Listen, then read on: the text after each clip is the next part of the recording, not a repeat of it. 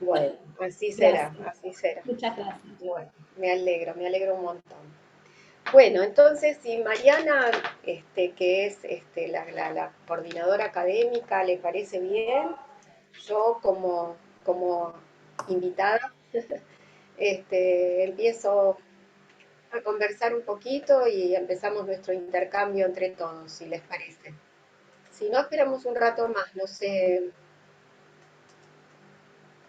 no estoy viendo el chat, a ver si hay algún comentario. Buenas tardes, Tomás. No, doctora, cuando quiera, arrancamos. Le damos. Bueno, la idea del taller fundamentalmente surge en función de, digamos, lo que estamos viendo que impacta en el código procesal, concretamente en los procesos judiciales, en el proceso ejecutivo a raíz de este antecedente de la causa Bálsamo en el proceso ejecutivo y estamos viendo que el expediente digital está impactando, eh, digamos, en los mecanismos de acción que tenemos que implementar los abogados y también el Poder Judicial en función de contar con un expediente digital y un código procesal que nunca previó el expediente digital. Les cuento, les comento esta causa que seguramente algunos de ustedes, muchos o pocos, habrán escuchado, pero algo de ruido, si por ahí no profundizaron la causa, digamos, hizo esta cuestión. Ay, perdón, empecé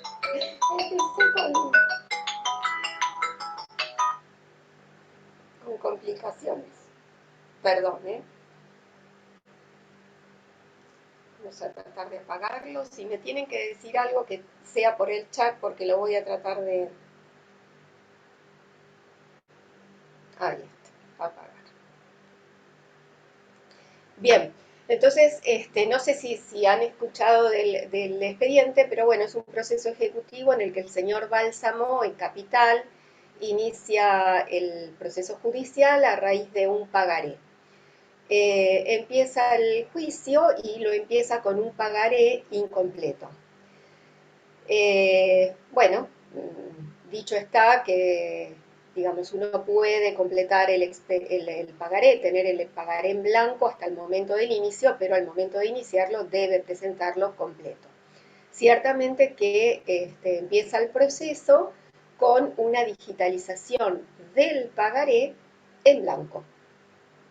En estas circunstancias, bueno, interponen inhabilidad de título, eh, y antes de mostrar el escrito, el juzgado intima al ejecutante a que presente el pagaré en soporte papel.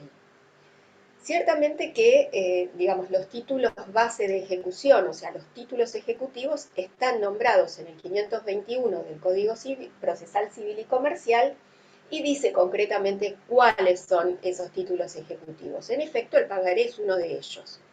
Sucede que, eh, bueno, el abogado, el profesional que presentó el expediente no verificó la circunstancia de que estaba en blanco, lo presentó en blanco con la digitalización y cuando le piden que lleve en papel el pagaré, el juzgado se encuentra con que tiene digitalizado un pagaré en blanco y tiene un pagaré en papel completo.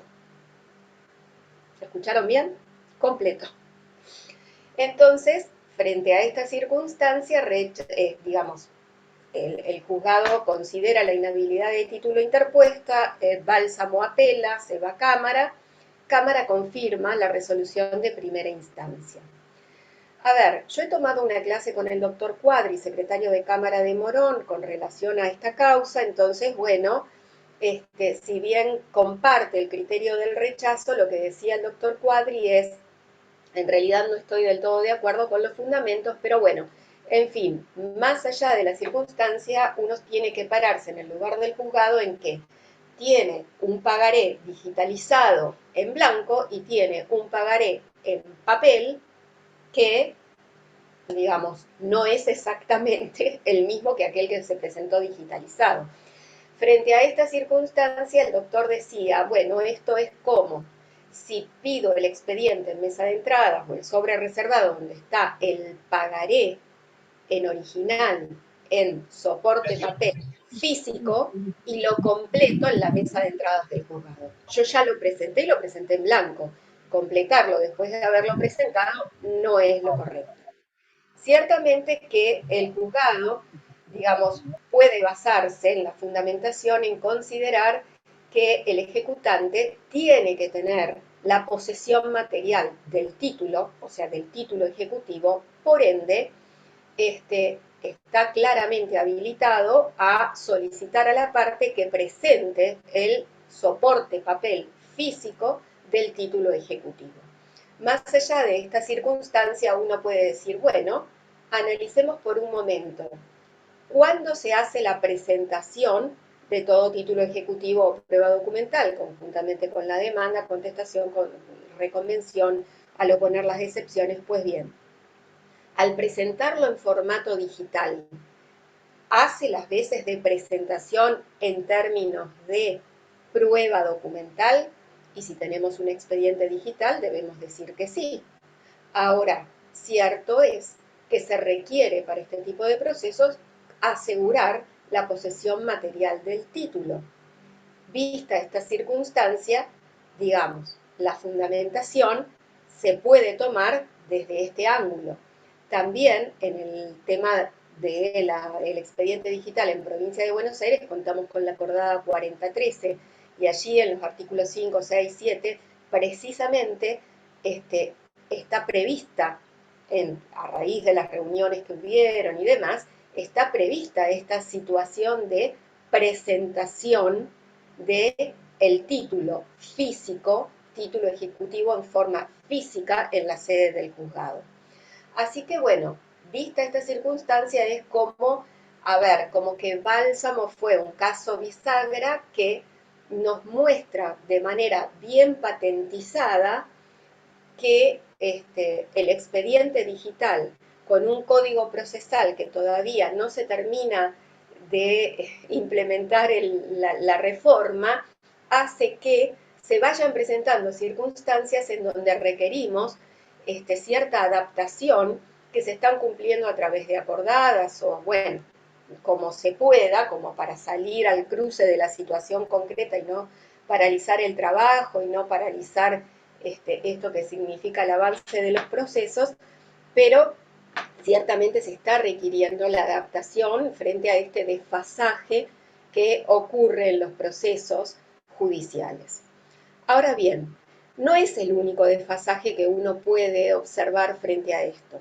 Desde ya que esto nos demuestra que como abogados y en nuestro rol de abogados tenemos que tener como una especie de protocolo de acción que nos indique casi de manera bien puntualizada cómo debemos proceder para, digamos, no transitar un disgusto en el proceso y curarnos en salud y hacer las cosas, bueno, dentro de lo que uno entiende lo más prolijo posible.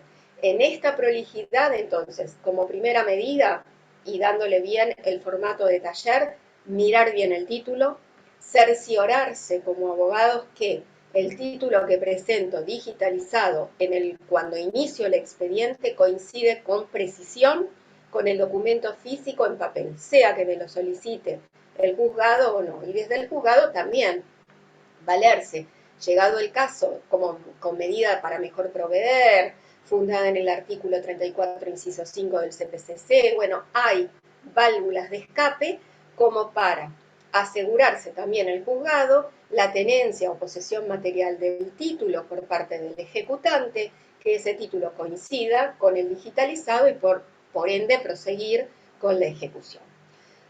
Sucede que en la práctica concreta nos estamos encontrando también que hay una serie de documentación que está siendo presentada y ya no estrictamente en el proceso ejecutivo propiamente dicho, más allá de la convocatoria, sino en otras materias que por ahí tramitan o se le imprime otro tipo de trámite, sumario, ordinario en el caso de provincia, ordinario en el caso de capital, en los que en realidad uno está necesitando, digamos, desembocar en pruebas que hasta este momento no estaban siendo contempladas con precisión semántica en el código procesal. Digo, con precisión semántica, concretamente no están siendo nombradas en términos concretos y con su denominación adecuada en el código procesal.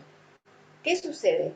Esas pruebas deben ser desechadas en los procesos judiciales porque en realidad el CPCC no contempla una prueba de ese tipo. Llámese, por ejemplo, una prueba de una plataforma digital en la que esta plataforma certifica algún documento.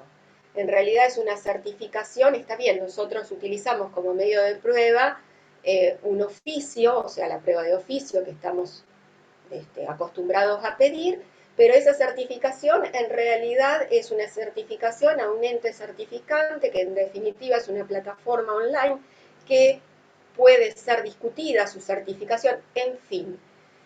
Sea lo que fuere que nosotros necesitemos introducir en un proceso judicial a los efectos de poder sustentar de manera más sólida la pretensión que queremos en ese proceso, sea que seamos parte actora, o que entendemos como parte demandada que fundamenta nuestra petición y ese medio de prueba no esté precisamente contemplado en el código procesal, se habilita o no concretamente a que ese medio de prueba funcione o esa prueba concreta, independientemente del medio, sirva para el proceso.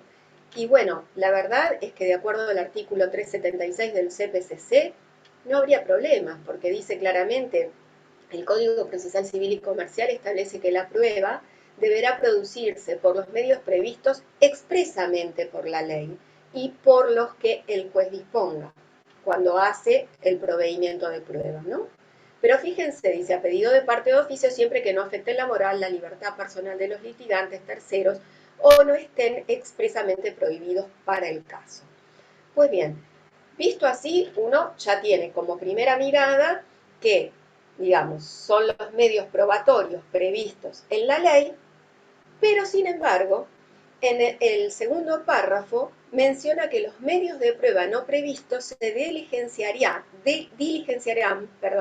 aplicando por analogía las disposiciones de los que sean semejantes o en su defecto en la forma que establezca el juez. De modo que, concretamente, existe la libertad probatoria.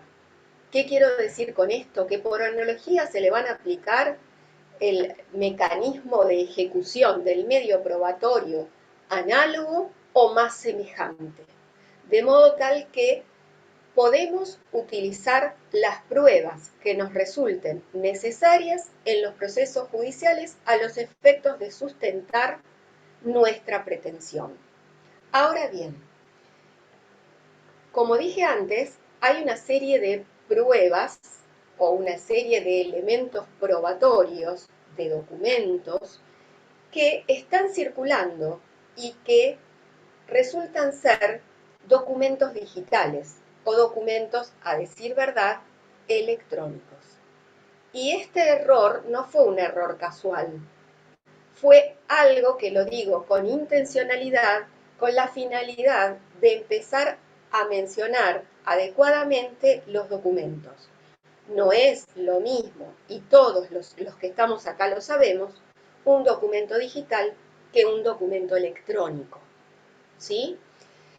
En nuestro país fue sancionada ya en el 2001 la ley de firma digital, que es la 25506, y la verdad es que la firma digital, en definitiva, si bien está implementada y está poniéndose poco a poco en marcha y está funcionando, la verdad es que no está siendo del todo práctica en el sentido de que cualquiera puede acudir al ONTI y sacar la firma digital. La verdad es que la gente no está sacando la firma digital así como la estamos sacando nosotros los abogados u otros organismos para funcionar en AFIP u otros profesionales.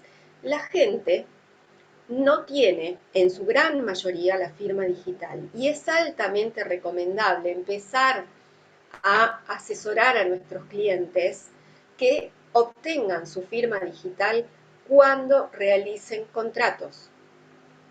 Obviamente, ustedes me dirán, bueno, yo tengo clientes que pueden requerir y justificar, sacar y obtener de un ente que tiene licencia para otorgar firma digital, la firma digital. Pero hay clientes que para qué quieren la firma digital. La verdad es que la economía está muy complicada como para encima decirles, bueno, mire, gasten obtener la firma digital y demás. Uno lo entiende, yo también opero así con mis clientes, porque a veces uno le habla de firma digital y dice, ¿qué? ¿Para qué? Y es lógico y tiene este, cierta lógica, ¿no? En el mundo de su economía, en su desarrollo del día a día de su negocio, de su comercio, de su actividad. Pero, como todos sabemos, la firma digital, digamos, otorga cierta certeza jurídica, ergo, valor probatorio que no otorga la firma electrónica. Entonces, uno dice, bueno, en determinados casos debo valorar que la firma digital verdaderamente cobra un valor que para esta persona que se maneja otorgando préstamos, por ejemplo, la firma digital pareciera que es una buena opción y el deudor que viene a solicitar el crédito y bueno, yo me tendría que estar garantizando que esta persona tenga firma digital. Lo cierto es que cuando le diga a quien viene a solicitar el préstamo que obtenga la firma digital es todo un rollo. A ver, yo necesito el dinero bastante rápido, bueno, es todo un tema. Entonces, en definitiva, lo que termina pasando es que circula crédito en el mercado que se otorga con firma electrónica. Tenemos telecontratos, que son contrataciones realizadas sin la necesidad de la presencia física de las partes. Y ciertamente todo acto de identificación electrónica que carezca de los requisitos o elementos exigidos por la ley de firma digital, la verdad es que queda relegado a la categoría de firma electrónica. Por lo tanto, uno dice, y bueno, sí, pero yo firmé electrónicamente, pero dio la autorización, pero firmó así, pero además sincronicé tal dispositivo con su... Bueno, está bien. Nadie niega que son datos ligados a otros datos, ¿sí?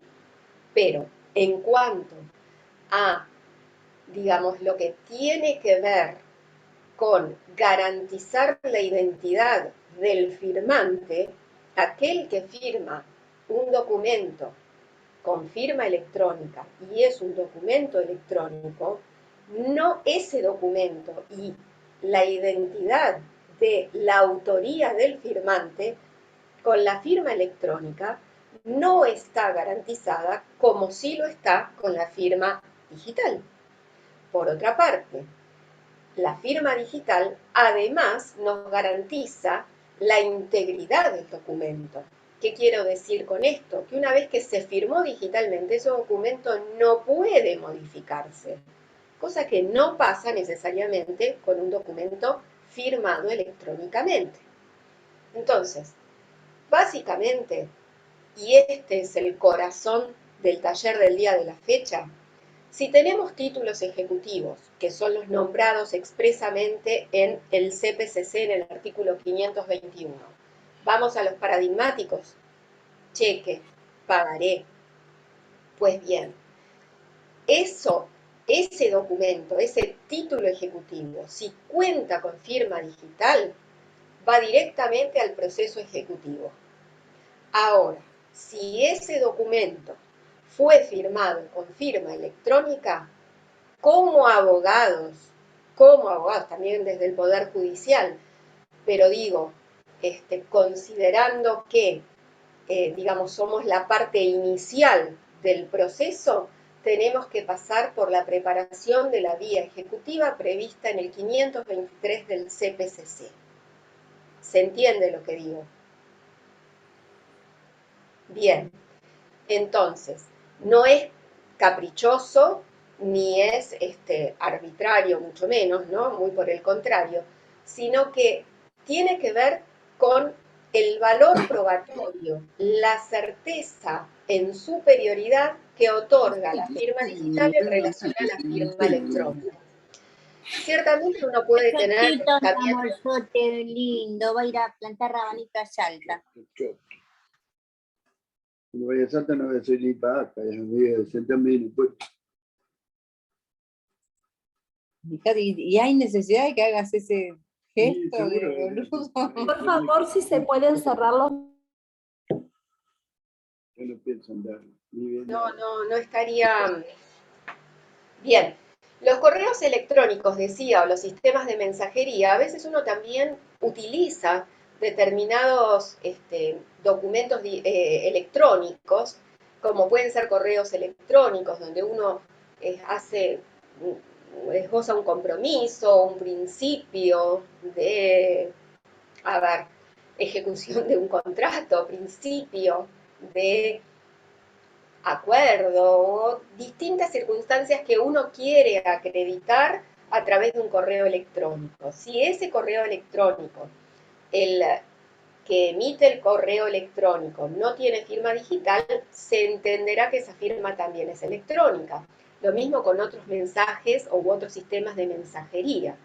Entonces, este tipo de prueba que nosotros a veces hacemos valer en un proceso, no necesariamente en este caso ejecutivo, justamente lo que pongo acá es esto del modus y la calidad, o sea, el modo en cómo vamos a proceder y la calidad,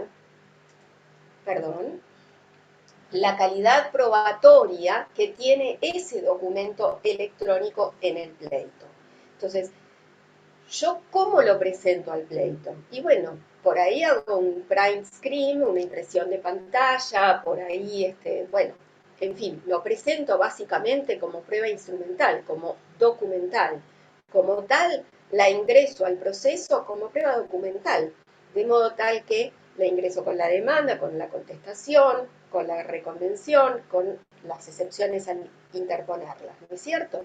Ahora, la calidad probatoria de ese documento que yo ingreso es muy probable que sea atacada por la contraparte en la medida que desea hacerlo porque no le conviene, porque considera que no es real, porque, bueno, la va a cuestionar. Si la controvierte, obviamente, entonces el material probatorio y los medios de prueba que yo tengo que ofrecer tienen que adecuarse a sostener ese documento electrónico que yo estoy presentando. Por supuesto que la firma digital va a ser una firma que va a ser otorgada por un certificador digital. Acá el artículo 17 de la ley 18 dice cuáles son las entidades o los registros públicos, organismos públicos que piden certificados digitales. Pero, insisto, la firma electrónica, en cuanto a la licencia otorgada por un certificador, no cuenta con ese dato de seguridad.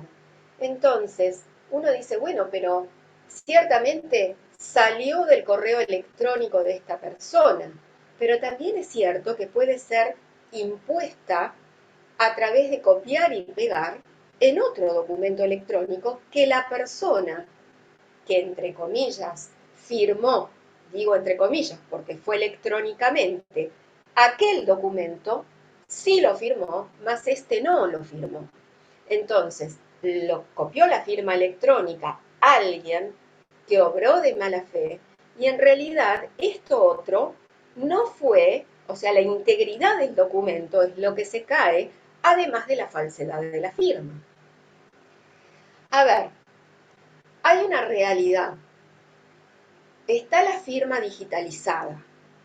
La firma digitalizada en términos de la representación gráfica de la firma manuscrita que uno obtiene a través de un escáner, pero también está la firma digitalizada a través del movimiento muscular, ¿sí? que uno estampa, que uno imposta en un dispositivo electrónico y que también lo puede hacer en un papel. Entonces, vale la pena pensar si se va a considerar esta firma hológrafa en un dispositivo digital como firma hológrafa. Y la verdad es que parece que no habría inconveniente en reconocer esta firma como una hológrafa. Además, hasta uno puede plantear la posibilidad, y yo creo que las nuevas generaciones lo van a ver con absoluta naturalidad, y por ahí en nosotros todavía nos está haciendo ruido, porque no formo parte de las nuevas generaciones, ¿no? Pero digo, se van a empezar a presentar por ahí testamentos hechos en dispositivos digitales y hasta firmados hológrafamente en el dispositivo digital. ¿Cuál es el inconveniente? Digo, ¿no?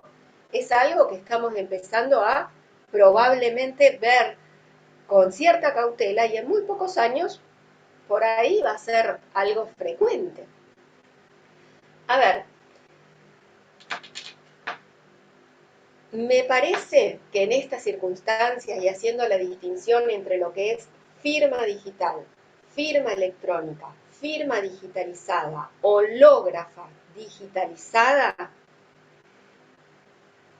entiendo que la firma hológrafa con el movimiento muscular en un dispositivo digital es lo mismo que hacerla en un papel, en un soporte papel. Por ende, estamos hablando de firma hológrafa. Entiendo claramente también que la firma digital da garantía de autoría del firmante y garantiza integridad del documento que se firma. El problema parecería centrarse en la firma electrónica.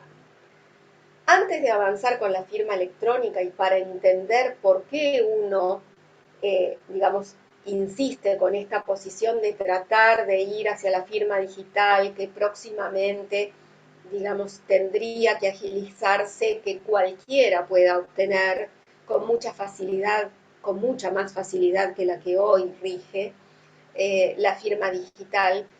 Justamente la IGJ hace una reseña de instrucciones, entonces dice que en realidad hay dos partes, explica, ¿no?, que hay un método que hace imposible la alteración de la firma, que permite verificar la firma y que por otra parte se garantiza la integridad del documento, esto que vengo repitiendo, pues entonces el valor probatorio es superior. ¿Y esto por qué parte? Uno dice, bueno, pero a mí qué me interesa, eso que por ahí lo haga, se ocupe los ingenieros en sistema o el licenciado en sistema, no. Tenemos que entender también por dónde va la cosa, porque esto es lo que nos ayuda a entender también las diferencias al momento de elegir los medios probatorios de los que nos vamos a valer. La firma digital justamente tiene este valor probatorio de superioridad porque cuenta con clave asimétrica. La clave asimétrica, bueno, simétrica justamente, que no es simétrica, ¿no es cierto? Entonces hay una clave pública y una clave privada. Entonces, esta clave pública es la que circula y esta clave privada, perdón, a ver si se silencian los participantes. Ahí está. A ver, colegas, si nos podemos silenciar porque si no se complica un poquito. Decía que esta clave privada, entonces, es la que la autoridad que tiene la licencia para otorgar firma digital le entrega a aquel que justamente contrata, ¿no?, la firma digital, y solo esta clave privada la tiene el firmante, el que cuenta con la firma digital, que a su vez colocamos una contraseña. Esas claves se encriptan, es decir, se cifran, ¿sí?, pero a su vez están vinculadas entre sí, de modo tal que la una no puede descifrarse o desencriptarse sin la otra. Ergo, es un método de codificación, lo que nos da la firma electrónica, que genera dos claves a través de una fórmula matemática que a su vez se vinculan y que para desencriptar únicamente puede ser, digamos, descifrada en la medida en que el firmante haya puesto su contraseña y su clave que se le otorgó para firmar el documento, que a su vez se liga con esa clave pública que circula. Esto hace a la autoría, la identificación del firmante, pero además el contenido del documento. A ver, vamos a figurarnos que estamos haciendo un escrito que presentamos en el portal de presentaciones electrónicas y hay un escrito, un contenido, y luego lo firmamos. A su vez, este mecanismo de la firma electrónica lo que hace es que el contenido que se escribió en el documento, el sistema, también por un cálculo matemático, hace un resumen de ese documento y ese resumen entrega un hash. Ese hash que entrega es justamente una función unidireccional, implica que va en una sola dirección. Es decir, que una vez que se generó el hash, no vuelve para atrás. Yo ya no puedo modificar el documento. ¿Sí? Entonces, al no poder modificar el documento, una vez que lo firmé electrónicamente, se vinculan las claves y se vincula el hash. De manera tal que ya eso no puede ser modificado. Esa es la garantía o el valor probatorio de superioridad que nos da la firma electrónica. Entonces, básicamente, la realidad es que cualquier alteración del documento, por mínima que sea, hace que ese hash del documento varíe notoriamente. Fíjense, acá yo puse un ejemplo. Fíjense el hash de esto es un ejemplo. Miren cómo es la encriptación o el hash que da, digamos. El hash de esto es un ejemplo de una mayúscula a una minúscula, fíjense que varió. Entonces, esto es lo que le da seguridad también a que ese documento no fue modificado.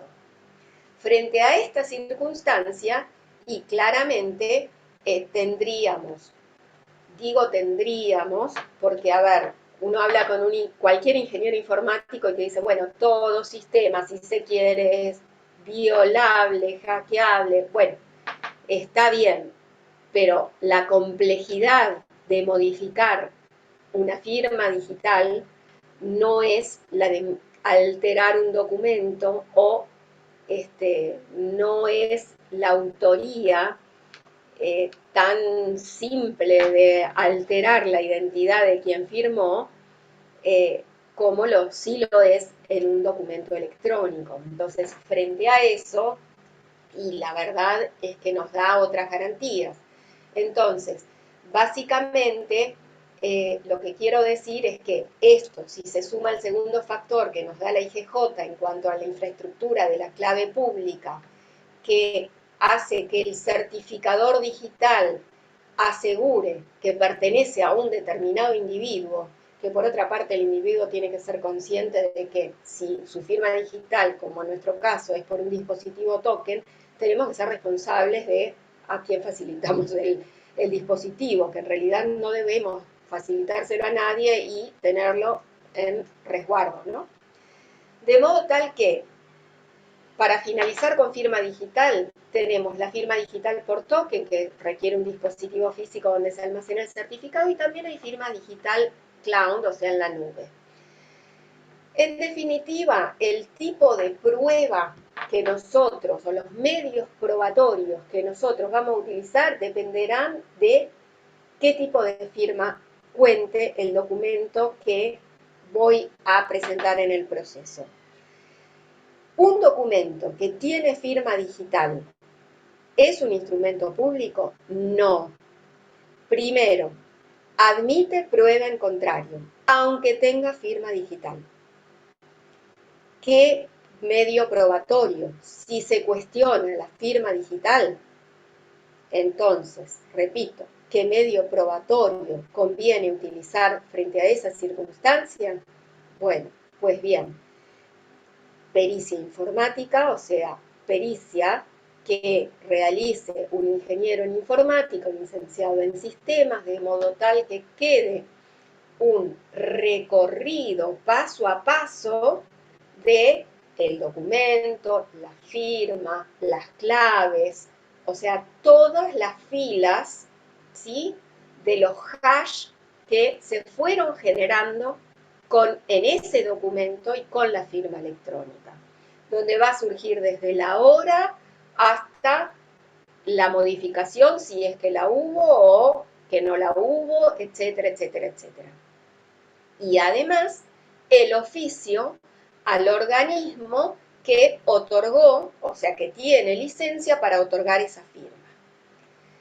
Insisto, no es un instrumento público y si lo que se cuestiona es la autenticidad de la firma, pericia técnica de perito ingeniero y oficio a la entidad. A ver, uno puede descargar incluso el certificado raíz, digamos, pero básicamente lo que tenemos que entender es que cuando se direcciona el documento firmado digitalmente, el receptor lo que hace es certificar la clave pública con la clave privada y si coinciden, claramente estamos hablando de que el que lo envió es el autor y el contenido no se modificó. Y si hubiera algo de esto que no hubiera ocurrido así o que fue hackeable en el camino, en esa trayectoria, el perito ingeniero lo detecta. Por eso es importante incluso verificar qué preguntas le formulo, ¿no?, al perito ingeniero. Ahora bien, uno suponiendo que está en un proceso en donde el documento que se firma es un documento firmado digitalmente, uno dice, bueno, pero yo pido esta pericia técnica, lo hace un perito de oficio, pero previamente a eso es recomendable tomar un informe de un licenciado en sistemas o de un ingeniero en sistemas que pueda a su vez hacer un informe técnico que pueda verificar circunstancias de ese trayecto. Y ese informe inclusive, como dijimos que, a ver, en provincia, en el CPCC de provincia no tenemos la figura del consultor técnico de parte al que le podemos pedir un informe previo al inicio del juicio y después lo presentamos como prueba documental. Ahora, en capital sí. Digo, en provincia no hay ningún impedimento para contratar un informe previo y después presentarlo como prueba documental y que cuando se abra a prueba con el perito de oficio en sistemas, verifique circunstancias que prima facie pudo haber verificado este perito contratado particular de parte a los efectos de, bueno, verificar si hubo un hackeo, si hubo una modificación del documento, etcétera, etcétera. Y es más, ese informe técnico puede ser, a su vez, reasegurado con un acta notarial de escribano que certifique el informe técnico, la pantalla, la hora, donde está obteniendo los datos el licenciado en sistemas. Entonces, en análisis forense que hace un licenciado en sistemas, consistente en la búsqueda de información específica a la vista, oculta o eliminada, que sería la llamada residual, así como el análisis de tiempo, actividades, descubrimiento electrónico, que se dedica a la obtención de grandes volúmenes de información, análisis de procesamiento en tiempo real. El investigador forense informático necesita conocimiento técnico y también judicial, y en ese informe, a su vez, uno puede contar, como dice aquí arriba, con escribano para constatar los datos, las pantallas, los objetos encontrados en un equipo informático o la evidencia de la modificación, por ejemplo, del documento. Entonces, instrumentar una inspección en acta notarial es viable. Los expertos incluso aconsejan que se agregue como complemento el acta notarial. Uno no puede gastar más. Bueno, nos quedamos solamente con el licenciado en sistemas y que nos presente un informe del perito en informática forense, incluir este acta técnica y después que haga la constatación el perito de oficio, único de oficio designado. Es aconsejable siempre que el informe que haga este perito de parte contratado, llegado el caso que decidamos y necesitemos hacerlo, cuente con los datos filiatorios del investigador, la identificación de los medios magnéticos que examinó, la plataforma que utilizó para la obtención de la evidencia, la explicación sucinta del procedimiento técnico, el archivo de destino, el algoritmo, bueno, en fin, prueba que nosotros introducimos al proceso como prueba instrumental o documental, que por otro lado, luego, con relación a la firma, se certificará con un oficio por la entidad licenciada para otorgar firma digital. La adulteración o no de cualquier dato de relevancia que el perito en sistemas puede recobrar de su análisis, de su seguimiento de la cuestión, integra de algún modo, porque dijimos que en definitiva no es el perito único de oficio, pero integra la vía de la evidencia informática en el sentido de indicio que se suma a pruebas concomitantes y concordantes y que además facilita mucho la tarea luego del perito único de oficio en sistemas que hace la pericia, sea que se trate, no sé, de una auditoría del sistema bancario o, bueno, otro tipo de auditoría o digamos, de investigación forense que tenga que hacer el licenciado en sistemas en el proceso judicial. La posibilidad que también tenemos es la de utilizar el tercero de confianza, es decir, la ley de firma digital, si bien todavía la firma digital viene un poquito aletargada, hay un decreto que es el 182 del 2019 que nos permite, que modificó la ley, o sea, en realidad reglamenta e introduce la posibilidad de contar con terceros de confianza. Es una figura que se incorpora con la finalidad justamente de que uno pueda contratar un servicio de determinadas empresas que hacen de custodia del documento electrónico y por otra parte aseguran que ese documento existió, que estuvo publicado, el periodo durante el cual estuvo publicado e inclusive la hora desde la cual hasta la cual ese documento estuvo circulando. Supónganse, esto es bastante útil ¿vieron cuando hay una difamación que circula en las redes o cosa por el estilo? Bueno, uno puede hacer una impresión, documentar esa difamación, inclusive puede hacer certificar por notario esa pantalla, puede valerse del perito en sistemas que saque la URL, que saque la IP, que saque determinadas circunstancias técnicas que la verdad que a mí me superan, pero que ellos detectan, y frente a esa evidencia, para conservarla, podemos utilizar un tercero de confianza, que son estas empresas prestadoras de este servicio, de custodia, ¿sí?, de este documento, y que asegura desde qué fecha hasta qué fecha estuvo publicado, desde qué hora hasta qué hora y demás.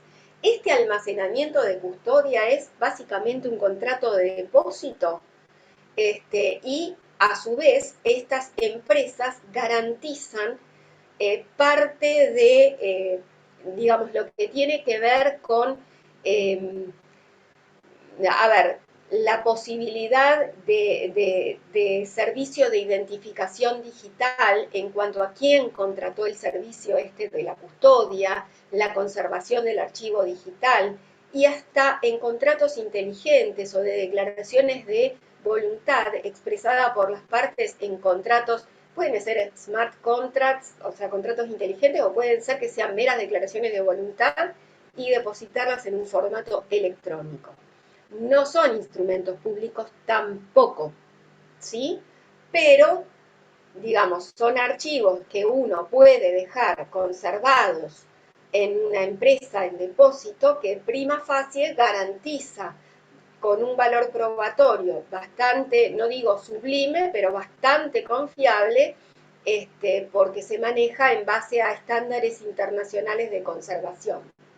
¿Sí? Entonces, como decía acá, dan eficacia sobre la fecha, la hora, el código fuente, la URL, información, a ver, necesaria para el convencimiento de la efectiva autenticidad del contenido plasmado en un documento que yo someto a certificación de un tercero de confianza.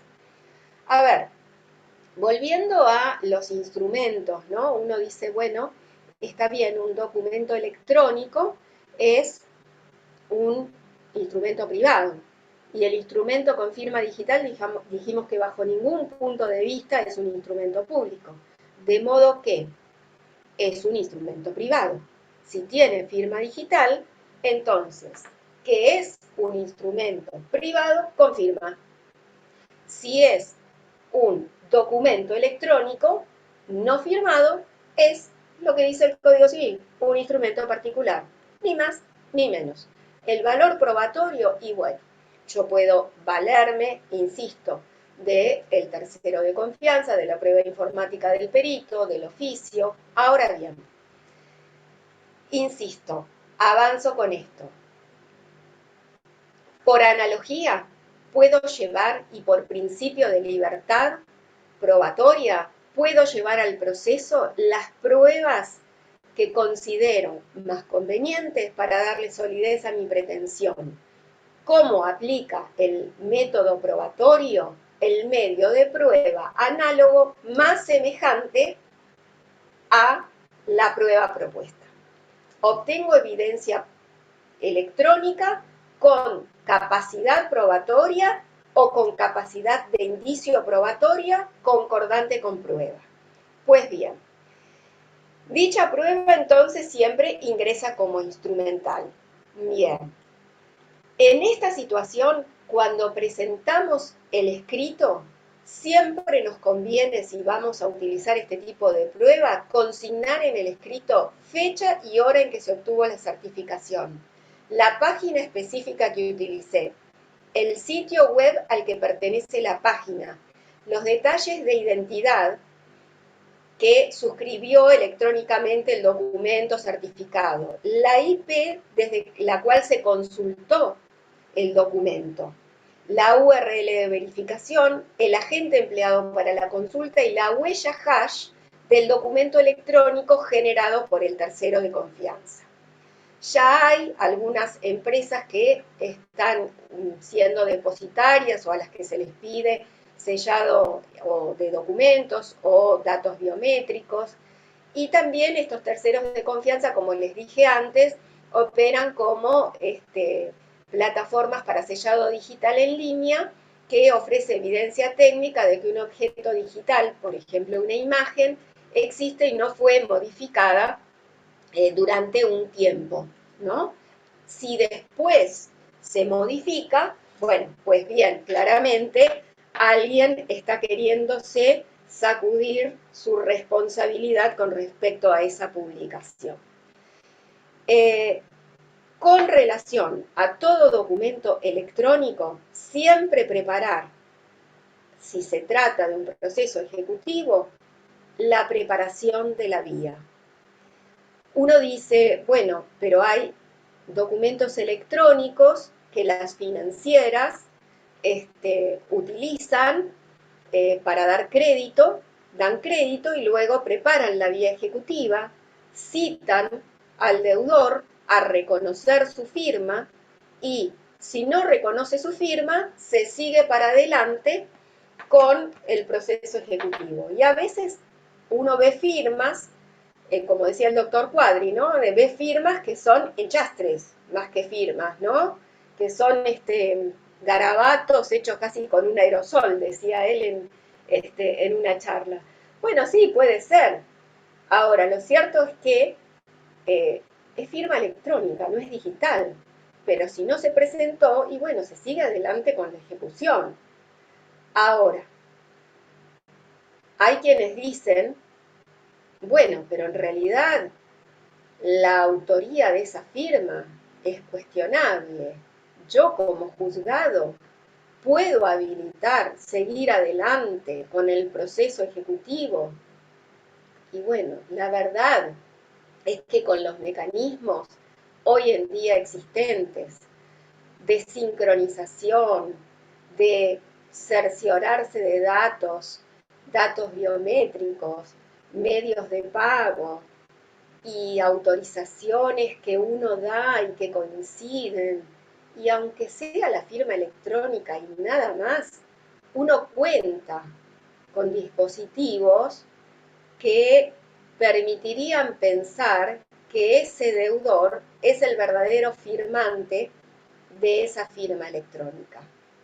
Y en todo caso, si considera que no lo es, que se presente al proceso. A ver, entiendo que el cuestionamiento de seguir adelante con un proceso ejecutivo en donde el título base de la ejecución resulta un título que en definitiva fue firmado por una persona que firmó con firma digital y no está asegurada la identidad del firmante, de que esa persona efectivamente fue la que firmó.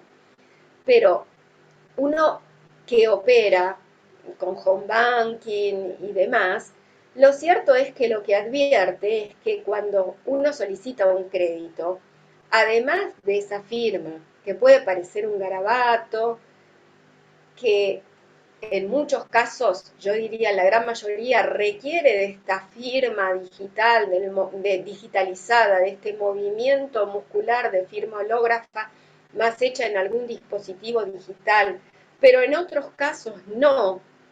Pero para obtener esa firma en una simple plataforma de estas comunes, lo cierto es que la entidad que normalmente otorga créditos tiene otros mecanismos para cerciorarse de que el peticionante del crédito es realmente quien está peticionando ese crédito.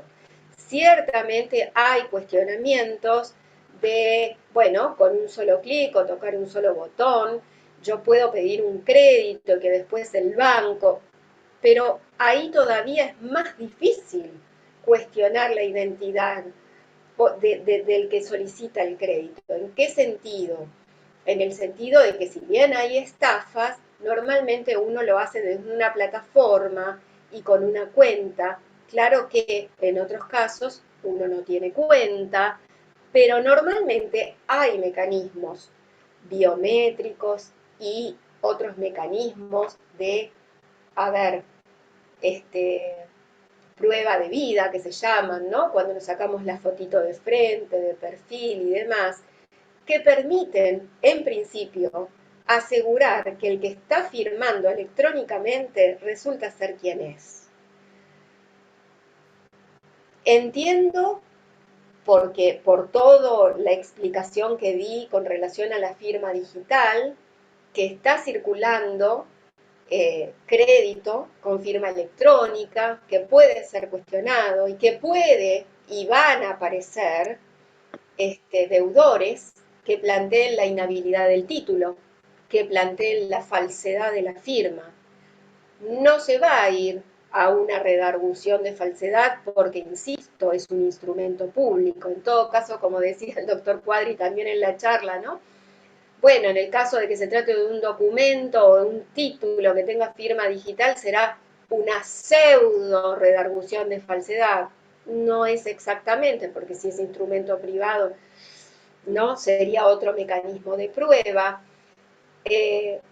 Los procesos ejecutivos a raíz de esto van a abrir una posibilidad de prueba ampliada, si se quiere, no muy distinta a la que teníamos con los procesos ejecutivos cuando el deudor oponía falsedad de firma y se iba a una pericial caligráfica. Hoy se irá a la pericial que hará un perito en sistemas, en la que se va a auditar si es firma digital, como expliqué antes, o si es una firma hológrafa en un dispositivo digital, habrá una pericia en sistemas y habrá una pericia caligráfica con relación al trazo. Bueno, se ampliará un poquito más, digamos, la posibilidad de las pruebas, pero por esta analogía que nos brinda el código procesal perfectamente se puede resolver. Entiendo que el impacto en tiempo no debiera ser muy excesivo, ya lo teníamos a veces cuando se planteaba la apertura a prueba en el proceso ejecutivo. No advierto la posibilidad, coincido en esto con el doctor Quadri, de que se pueda discutir en un juicio ordinario posterior aquella prueba que ya fue producida, digamos, en el juicio ejecutivo con relación a la firma o con relación a la inhabilidad de título. También coincido con él en que si supongamos la prueba, digamos, se interpone, hola, ¿sí? ¿Alguien me habla? Bueno, sigo entonces. Para el caso que haya que preparar la vía ejecutiva y se trate de un título electrónico, bueno, si en ese caso se prepara la vía ejecutiva y al preparar la vía ejecutiva se presenta el deudor, cuestiona la firma y en ese caso se abre a prueba la preparación de la vía ejecutiva, que esa prueba luego haga las veces de prueba para reeditar en el proceso ejecutivo. Me parece que por razones de economía procesal eso debería funcionar así. El doctor Quadri dice que como no está del todo claro, podría, bueno, producirse prueba luego en el ejecutivo. Yo entiendo que no, que si se produjo en la preparación de la vía ejecutiva no debe reeditarse, me parece un dispendio jurisdiccional absolutamente innecesario, además de dinerario. Pero bueno, en cualquier caso, lo que quiero decir con esto es que cuando estamos en un proceso en donde el título ejecutivo es un título electrónico, pareciera que preparando la vía ejecutiva y si se presenta el deudor y opone inhabilidad de título, por ejemplo, y ese título es periciado si se trata de un documento electrónico en términos informáticos y además ese título por ahí lo tenemos almacenado con un tercero de confianza y hay datos que, digamos, aseguran en el acto del otorgamiento la identidad y demás, o contamos con esa firma hológrafa, la verdad es que no advierto la imposibilidad de seguir adelante con la ejecución, aún tratándose de un título de carácter electrónico, es decir, de un crédito que se haya otorgado con un título cuya firma fuera firma electrónica. Sí tenemos que saber desde nuestro rol de abogadas y abogados y desde el rol del Poder Judicial, que seguramente, claro que lo sabe, preparar la vía ejecutiva si el documento es electrónico. Por supuesto que si tenemos firma digital, bueno, directamente va al ejecutivo. Así como ocurre esto que estamos mencionando de los documentos electrónicos cuando se solicitan créditos, también tenemos la figura del e-check o el cheque electrónico. Y como antecedente tenemos este proceso judicial que ha sido presentado en un juzgado comercial de la capital, que es Club Atlético Boca Juniors, asociación civil con Garbarino, en donde se plantea un juicio ejecutivo a raíz de 4 cheques rechazados, y estos cheques serán cheques electrónicos, serán cheques e-check. ¿Cómo funciona el tema del e-check? Bueno, es una orden de pago que el que emite el cheque, digamos, da al banco a los efectos de que el banco girado, digamos, autorice el pago de estos cheques. O sea, a ver, en realidad lo que quiero decir es, el que emite el cheque autoriza al banco girado a que pague los cheques. Sucede que en el caso puntual,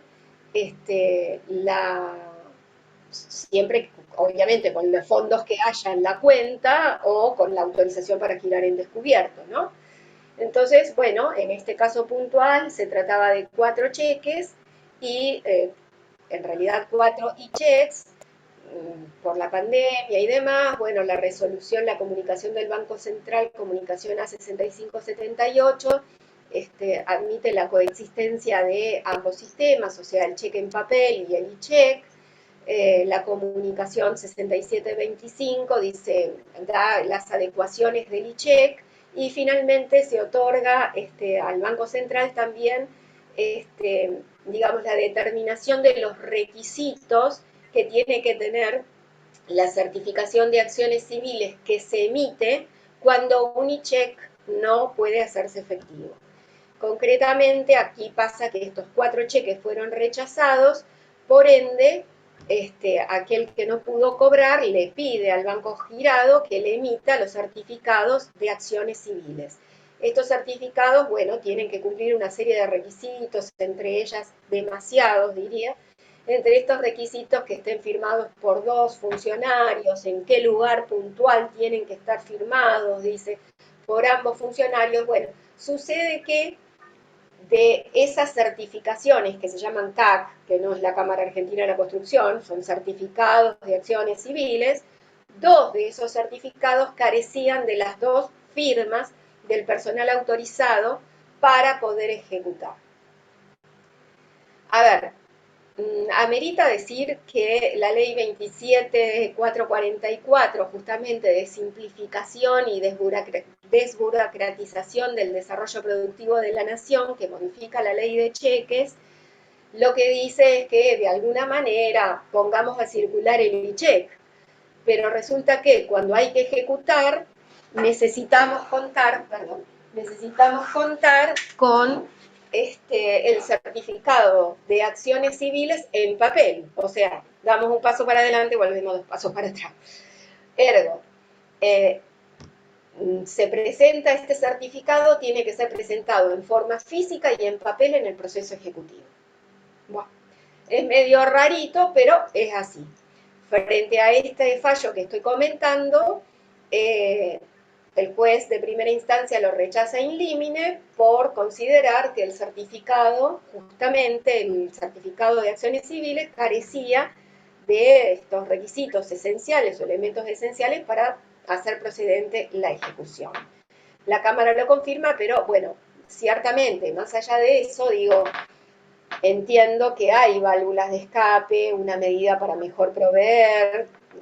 Pareciera que, digamos, una ejecución de 29 millones de pesos en estas circunstancias frenarla. Es más, cuando el ejecutante apela, lo hace ya llevando el certificado enmendado, y aún así la Cámara lo rechaza. Pero bueno, yo creo que en concreto, más allá del antecedente, lo que vamos a tener que pensar y que prontamente se va a tener que modificar, si siguen circulando, ¿no?, esto del e-check, es la posibilidad ya no de pedir el certificado de acciones civiles en papel y físico y presentarlo, porque, a ver, si los juzgados instalan el software de la Cámara Electrónica de Compensación de Bajo Valor, directamente uno pone el código de visualización, ya el cheque rechazado se lo saca de circulación y uno puede visualizar perfectamente esta circunstancia que habilita la acción civil.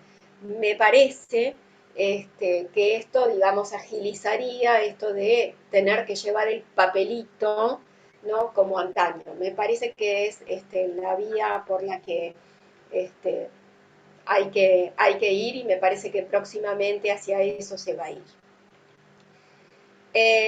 Ya finalizando, les debo decir que volviendo a la posibilidad de valernos cada vez más de las pericias de informáticas y de informáticos, ya hay antecedentes desde el 2018 y hay jueces que, más allá de esta discusión que me parece verdaderamente para mi modo de ver, innecesaria entre jueces activistas y jueces garantistas, digo, tomando o entendiéndose como jueces activistas aquellos jueces que de alguna manera toman medidas para resolver y activar desde un lugar, digamos, de que si el Código Procesal no lo prohíbe, tampoco lo permite, pero hay válvulas de escapes de resolución contra los que entienden que juez garantista es aquel juez que se apega estrictamente al CPCC, entonces si no es una prueba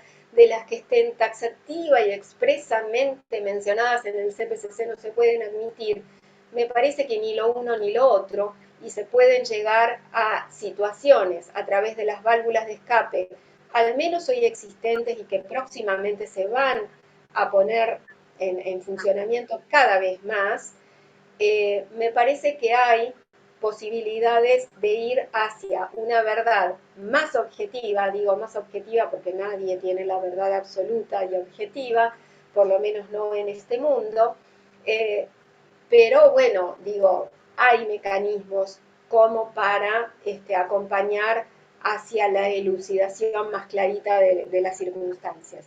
Y les decía que, por ejemplo, en este fallo de Transener con Volkswagen, fíjense que nosotros, por ejemplo, podríamos obtener, si no se nos permite presentar el informe, o si consideramos que estratégico, el informe digo de un licenciado en sistemas o un ingeniero en sistemas que nos haga un informe como una pericia de parte y la presentamos como prueba documental. Cuando dije esto del consultor de parte en capital lo tengo, es una figura que en provincia lo tendríamos que presentar como una prueba que en principio la introduzco como prueba documental.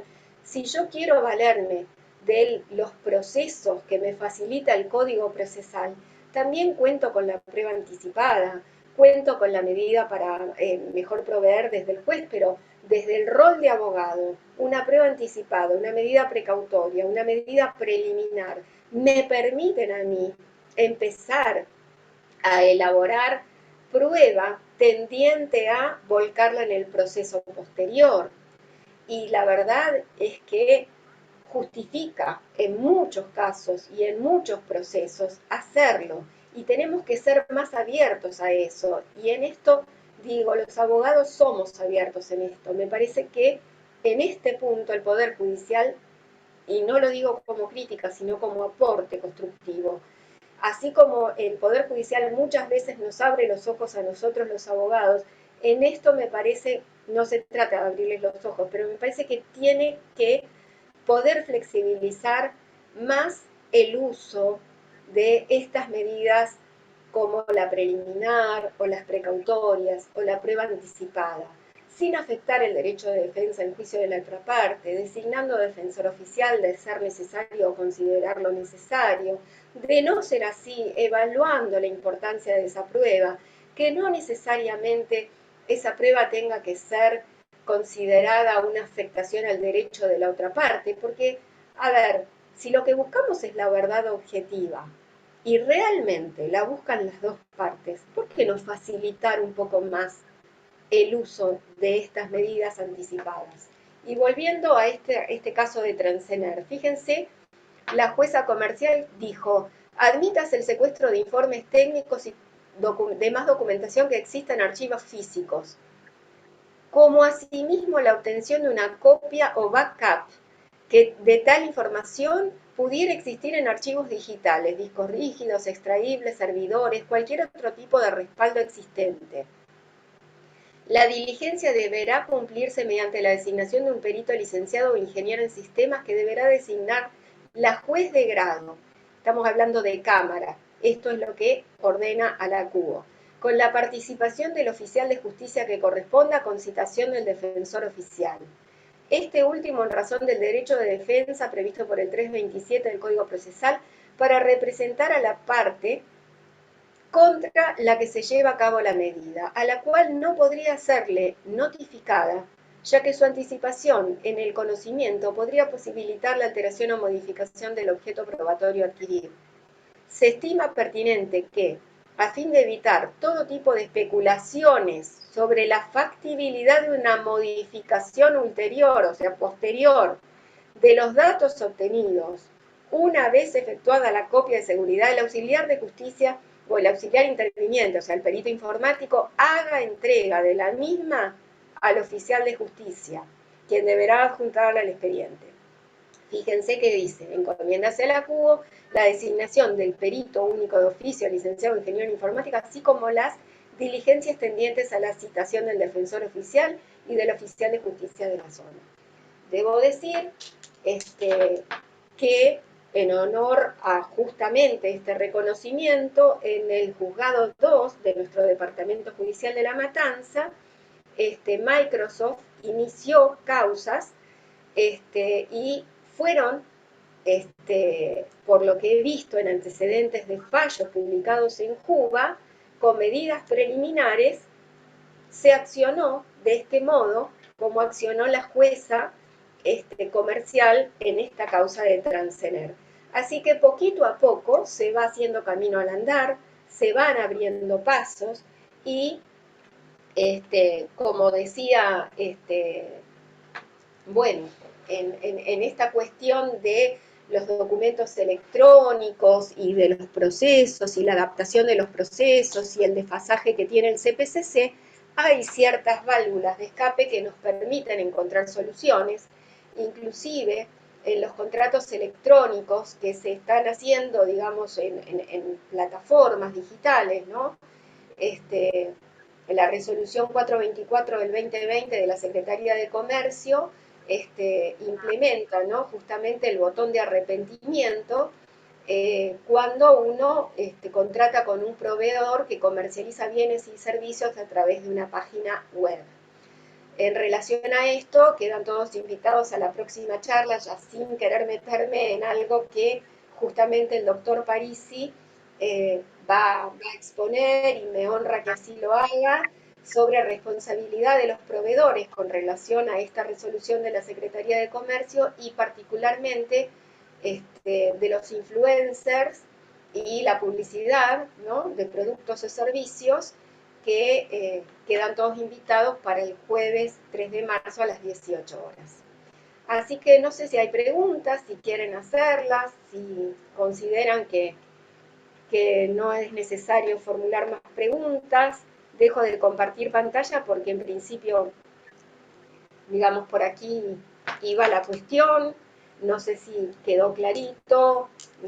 Traté a la última parte, digamos, de hacer como recurso didáctico que normalmente utilizo como una especie de compendio de documentos digitales con firma electrónica, documentos digitales sin firma, documentos electrónicos o digitales son lo mismo, sin embargo, documentos con firma electrónica no es lo mismo que documentos digitales o electrónicos con firma electrónica.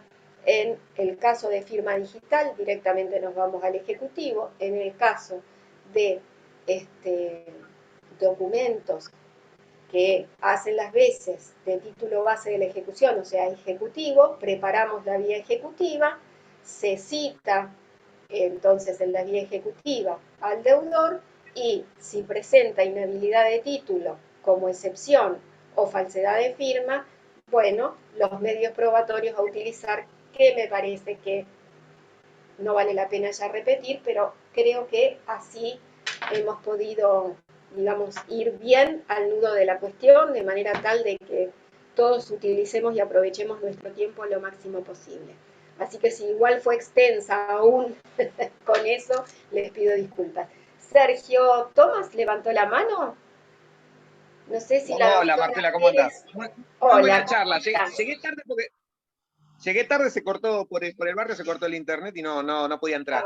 Bueno, muy linda la charla, la verdad, muy clara. Y una acotación que, si bien como llegué tarde, bueno, vos hiciste la discriminación con respecto a la firma digital, firma electrónica, para ponernos de acuerdo, el retiro de plata por cajero automático se consideraría firma electrónica, ¿no? Sí.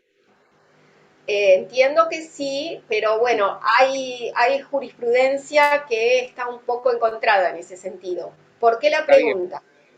Porque el Banco Central, hay una resolución con respecto, como sabés, Sí. yo opero con respecto a los ejecutivos por el Banco Provincia, y si bien tengo una reserva de confidencialidad con respecto a las acciones, bueno, la actuación mía ante los créditos otorgados por intermedio de cajeros automáticos, los famosos ATM, o créditos preaprobados, que todos debemos conocer, aquellos que tenemos home banking, ingresamos y ya tenemos un crédito aprobado de 20.000, 30.000, 100.000, 200.000, lo que sea. Sí.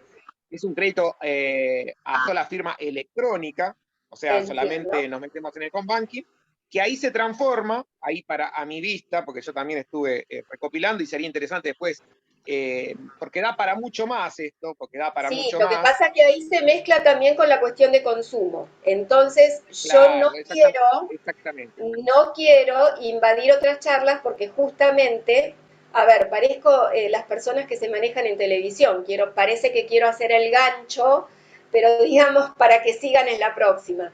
Pero no es tanto una cuestión de gancho, sino que me parece que Perdón que el me doctor meto. Parisi puede sumar en ese aspecto. Exactamente, perdón, Exacto. doctora Niero, que me meto. Lo invitamos formalmente a la persona que está participando, que nos acompañe el jueves que viene y el otro jueves donde vamos a hablar de consumo. Pero también lo invitamos a exponer sobre este tema. Cuando quiera, lo recibimos con las, Sí, con las en puertas efecto, abiertas. Yo y el vengo del Zoom. lado, a ver, tengo muy limitado el tema porque te digo, tengo contrato de confidencialidad con el banco y no puedo hablar de muchas cosas, pero sí que puedo eso se entiende, mostrar Sergio, las pero si vos experiencias. formás parte del grupo de derecho procesal, que creo que así es, viste el fallo que yo subí, el último de La Plata, con relación al crédito y al Sí, phishing sí, del Banco Provincia. sí, sí. En Entonces, phishing, hoy digo, casualmente en phishing resolví un tema por el COPREC, que les digo que los bancos se están haciendo cargo porque hay muchísimos phishing, que son el bueno, robo de plata por hay eso mismo, muchísimos, y es algo como interesante. rosa lo del consumidor, si a esto le agregamos la firma, que a su vez también hay datos biométricos, porque el cajero, digamos, cuestionar la firma, que con un botón sacas un crédito, pero a esto le sumamos la cuestión de consumo, ya no es tanto si es digital o es electrónica, ¿sí? Sino que se van a dirimir cuestiones más de consumo, pero no quiero entrar en ese aspecto. Está bien, está bien. Acá solamente para hablar, con respecto a las ejecuciones, con respecto a títulos ejecutivos de manera electrónica, tanto ATM como relaciones de consumo por intermedio de las páginas web o home banking, lo están considerando sumario, o sea que no ordinario. Por lo tanto, no me habilitan ni la vía ejecutiva ni me hacen la apertura. Por ahora, estoy tratándolo con 2 casos, en Bueno, donde, porque se está garantizando fue el bastante derecho elemental. del consumidor a abrir a prueba ampliamente, cosa que el proceso ejecutivo no te lo permite. Por eso hablamos de reeditar, que el proceso ejecutivo te corta la posibilidad de reeditar esa prueba después en un juicio ordinario posterior. Entonces, ¿qué está haciendo la justicia de algún modo? Abrir a prueba ampliamente, porque en definitiva acotarla afecta al consumidor. Pero bueno, no, es... El consumidor generalmente nunca se presenta. Y toda la prueba que se presenta es electrónica, de los cuales yo vi un print, porque saben que para hacer una pericia electrónica con respecto a los cajeros automáticos, se sale un print que parece un ticket largo que está lleno de números, algoritmos, que no entiende nada nadie. Sí, Cuando se presenta el informe, dice, bueno, a ver, acá efectivamente la tarjeta número tal sacó. Y no coincide el número de la tarjeta, pero explica que la tarjeta no está vinculada al número directo, sino un algoritmo y todo eso. Es bastante complicado, pero sí que hay que ayornarse y me parece interesante la manifestación que hiciste vos, que todos los cajeros, o sea, ahora las relaciones de consumo y post-COVID, peor todavía, que es toda de manera electrónica, home banking, y que los jueces tendrían que reconocer esa problemática que hay hoy para que empiecen a aceitar este sistema de la ejecución, porque si no, no le da garantía seguramente a nada ahora, y que cuando uno va al cajero, veo que lo mandan a los cajeros, a los cajeros electrónicos, a los buzones y todo eso, y que hoy por hoy cada vez ya es mucho más. Sin contar que la ley de firma digital, ¿cuánto hace? 20 años, porque muchos no lo saben o se olvidaron. Sí, Pero esta por ley eso puse está del 2001, 2002. sí. Claro, claro, se promulgó en el 2002, o sea, 20 años. Y recién ahora estamos empezando. Estamos bastante atrasados. Así que muy buena charla, doctora, y le agradezco y vamos a estar en contacto. Gracias, Sergio, gracias. Aprecio el comentario, gracias. Sí, pero bueno, es así como está funcionando la cosa, así que bueno, mientras tanto tampoco, o sea, entiendo que hay un impacto sobre el crédito, entiendo que hay un impacto sobre la seguridad jurídica, entiendo que el Poder Judicial se está ayornando como puede, pero también está garantizando derechos de los consumidores a través de la prueba, porque es delicada la cuestión. Eso puede impactar, porque puede impactar en el crédito, también se comprende, pero bueno, mientras tanto hay que buscar cómo salir de esta cuestión para poder funcionar, ¿no? Y pareciera que esta es la forma que se ha encontrado.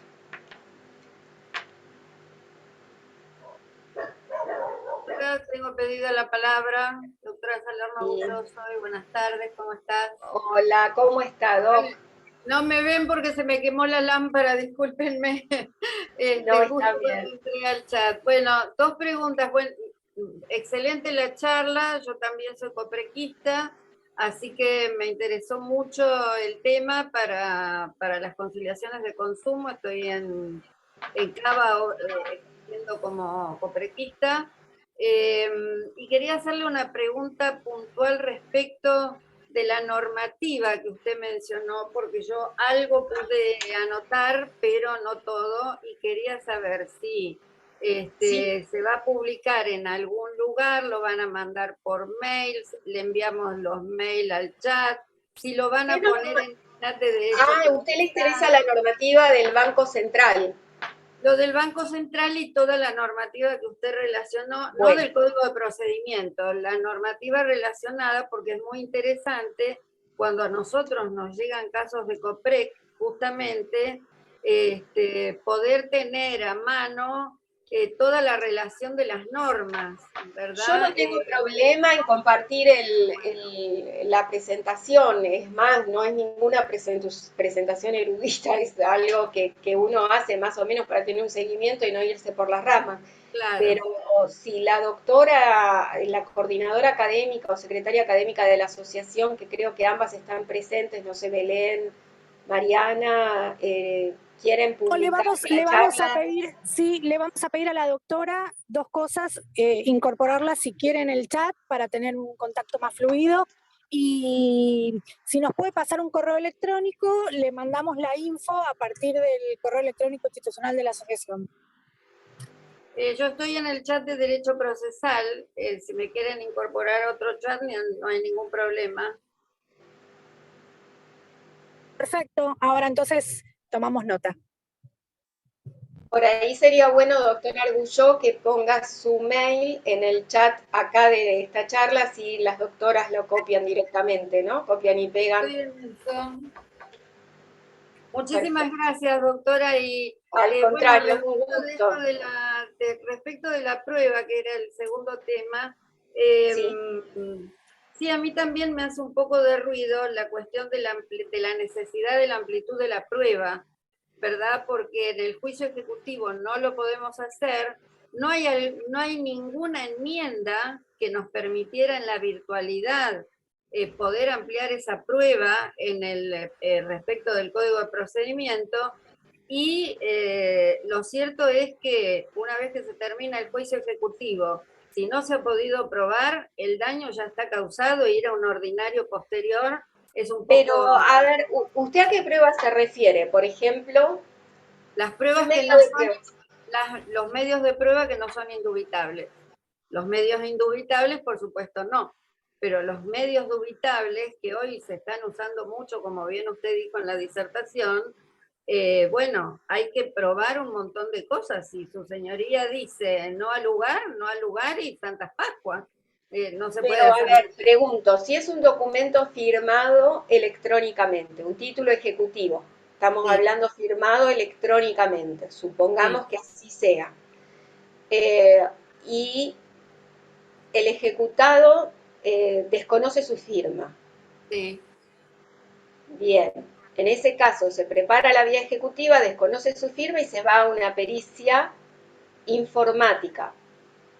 Pericia informática que, por lo menos en lo que yo tengo entendido, en las consultas que he hecho, es bastante costosa para hacerla a la parte y bastante prolongado el tiempo si se pide el perito oficial, digamos, ¿no? Sí, efectivamente.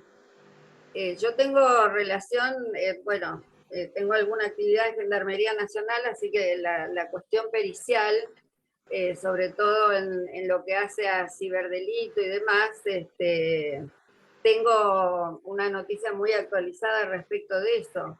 Sí. La cuestión es que lo que yo veo es que en la virtualidad, con ese tipo de documentos, es mucho mejor y es mucho más económico procesalmente iniciar directamente un ordinario, lo que desde el punto de vista de los derechos humanos, del derecho del consumidor, no me parece justo. Entonces, tenemos que dejar caer un principio de derecho por otro y no lo veo en equilibrio. Esto es un debate que me parece que tenemos que hacer desde los colegios. Por eso creo, no sé si usted coincide, me parece que sí por lo que dijo al principio, que por ahí sería cuestión de empezar a rever una puesta en marcha un poquito más ágil de la prueba anticipada, las precautorias, para ya llegar al proceso ejecutivo con algo un poco más preparado cuando hay firma electrónica. No sé qué piensa usted, o es un disparador que por ahí usted no comparte. No, sí, yo creo que todo lo que haga a la modernización del derecho, la prueba, el derecho procesal, con la protección y la transversalización de los derechos humanos, que hoy, derechos humanos en el buen sentido, ¿verdad? Sí, claro. El mejor derecho asequible para el particular o para las empresas, incluso. Antes de entrar al chat estaba terminando una demanda entre empresas con este problema, justamente. Y bueno, en la pandemia se ha dado mucho porque se ha cortado la cadena de pagos, se han prolongado los plazos, hay dudas entre una jurisdicción y otra respecto de la suspensión de los plazos, abarca, no abarca la prescripción de fondo. Bueno, hay muchos temas, me parece que tenemos para más de 2 charlas por delante. Sí, coincidimos. Bueno, un gusto. Ahí les mandé mi mail y mi teléfono celular por si hay algún otro chat para agregarme. Muchas gracias. Bueno, al contrario, ha sido un gusto para mí porque yo aprendo cada vez que preparo algo para compartir, así que la agradecida también soy yo. ¿Me hablaste? Bueno, si les parece a las organizadoras de la asociación, damos por cerrada y finalizada la charla.